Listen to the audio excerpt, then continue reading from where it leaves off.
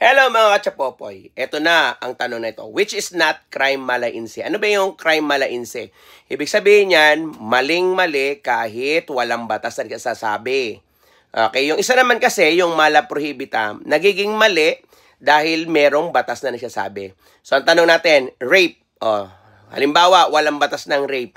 Mali ba ang manggahasa? In nature? Yes, maling-mali yan. Huwag mo gagawin yan, boy.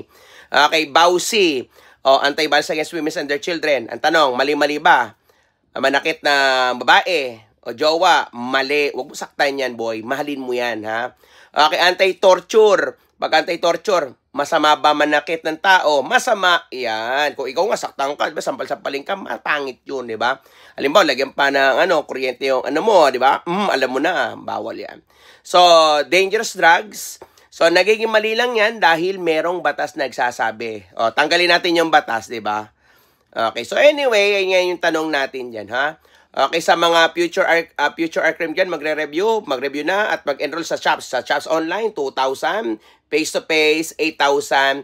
Ang blended natin ay 9,000. So, ang mga branches natin, meron tayong Bulacan, meron tayong Chao, nandyan, ang Golden Arc Cream sa Chao. At dito sa Manila, yan, sa CHOPS Review Center, Chapopoy ka, ikaw ang bida. Chapopoy ka, boy. Chapopoy ka.